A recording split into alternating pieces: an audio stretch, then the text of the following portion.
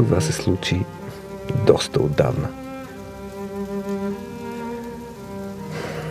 Заведението, което държах тогава, все още съществува, но аз повече не съм стъпвал там.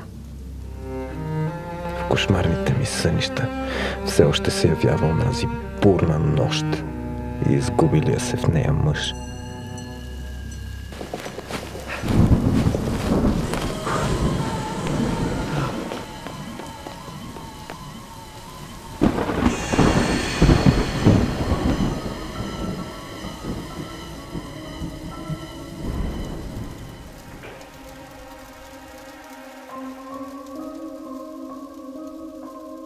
Проливен дъжд и гръмотевични бури се разразиха над Западна България след обед. Наводнени бяха няколко подлеза, десетки коли закъсаха. Беше спряно и движението на част от градския транспорт. Десетки сигнали са получени на телефон 112. Има над 150 сигнала за наводнени приземни етажи и паднали дървета в София.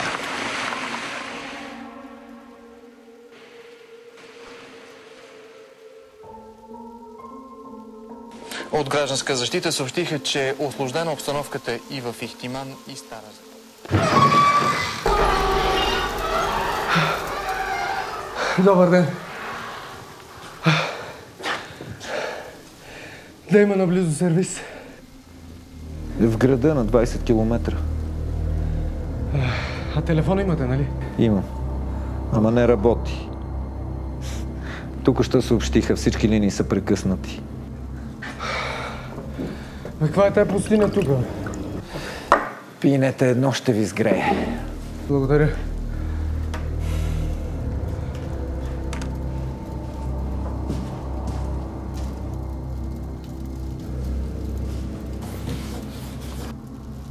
Какво се е случило?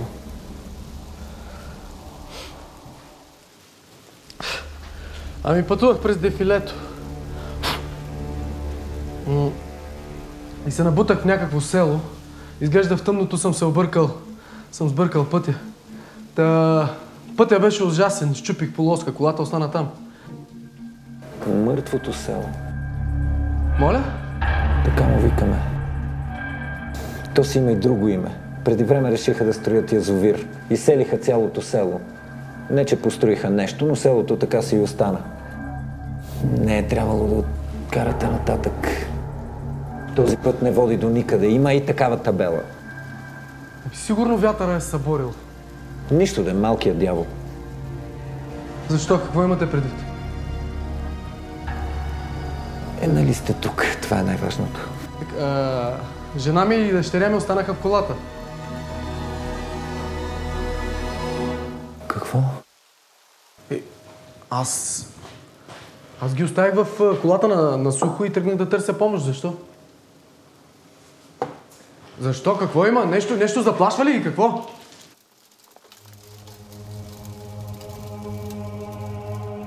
Защо мълчите? Надявам се предупредихте жена си и дъщеря си да не напускат колата. Ами да, те няма къде да ходят. В колата ще стоят. Остави ги в колата на топло. Какво му има на това място? Нищо, бабини деветини. Каза, че във всяка от къщите живеел по един тенец. Тенец?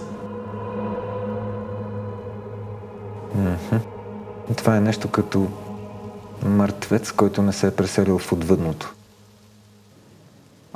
Нещо като вампир, така ли? Вампир таласъм, все едно, ние му викаме тенец. Идва от тен, сянка. Вижте, аз съм доцент по физика и съм свикнал да боравя с факти, а не с бабени деветини. Някои хора казват, че са ги виждали. Сигурно. В някой американски филм. Сигурно са ги виждали. Ами дъжда спря. Аз смятам да се върна отново при колата. Ще ви помоля да се обадите на пътна помощ, когато пуснат телефона.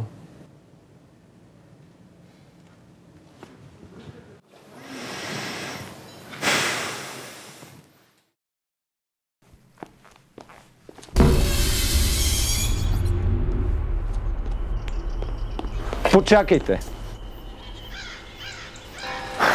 Ще дойда с вас.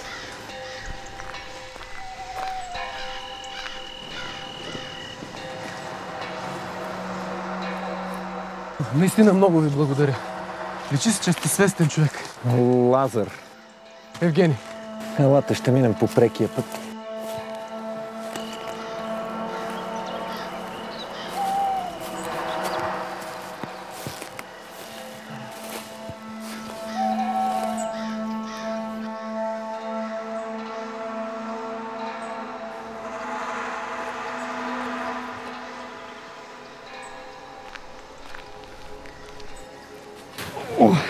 Мамка ти. Благодаря. Какво има да не сбъркахме път? Всичко е наред. Какво толкова правят тия тенци в селото, така са ви наплашили? Мами хора. Ага. Може и да не би се вярва, но доста хора изчезнаха по тия места. Доста? Какво значи доста?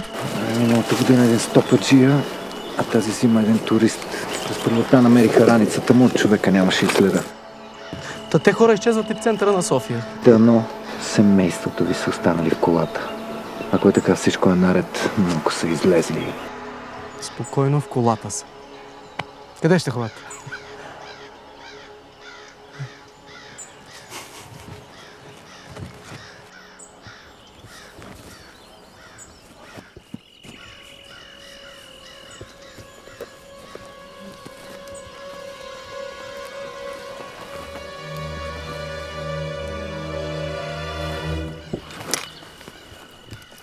Какво беше това?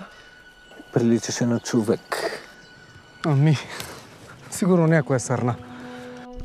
Искам да ми обещаете нещо. Кажете. Ако срещнем някакви хора, няма да им обръщаме внимание, дори и да опитат да ни заговорят. Стига с тия вашите суеверия. Обещайте ми. Моля ви, по-живо.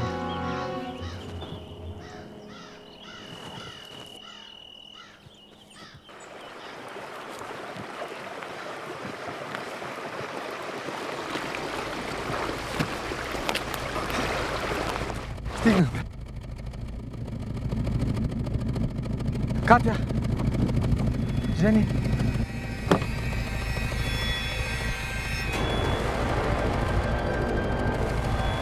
Аз ви казах. Дано само не се е случило най-лошото. Не, трябва да се накъде. Сигурно са в селото. Не! Не! В селото са се подслонили. Евгений, почакай! Евгений! Катя! Жени! Евгений! Подслонили са се някъде. Чакай! Жени! Евгений! Катя! Жени! Ей! Катя! Ей! Ей! Тук се Знам, че ви е тежко. Знам. На жена ви и дъщеря ви им е още по-тежко. Ето е куклата. Натам са тръгнали. Натам. Евгений, сега вече наистина трябва да... Наистина трябва да потърсим помощ! Жени! Ей, ръчички, Катя! ей ги две, Катя! те ме слушкат най-добре. Катя! Едната ми е другата. Катя!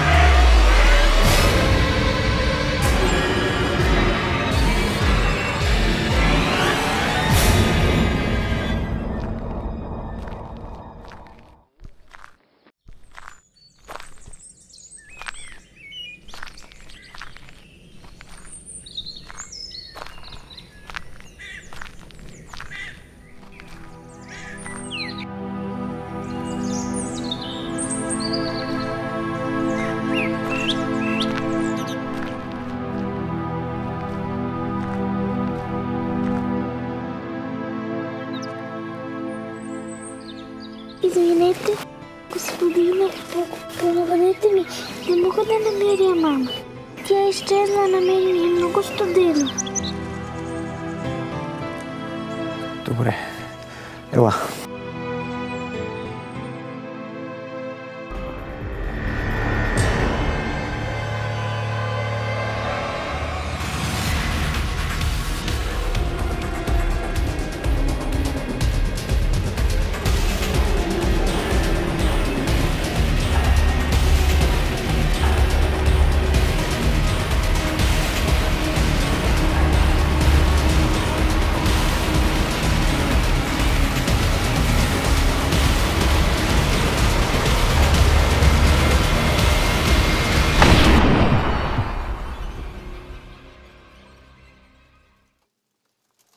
На другия ден хората от Гражданска защита откриха колата с празен резервоар и изчерпан акумулатор. От пътниците нямаше и следа. Разпитваха доста хора от околността. Мен също. Престорих се, че не знам нищо. Ако бях казал истината, никой нямаше да ми повярва. Ако някога ви се наложи да пътувате през дефилето, следете добре пътя и внимавайте да не се отклоните към мъртвото село. Там ви дебне едно малко момиченце. Мисля, че все още очаква някой да го целуне за лека нощ. Господине, бихте ли ми помогнали?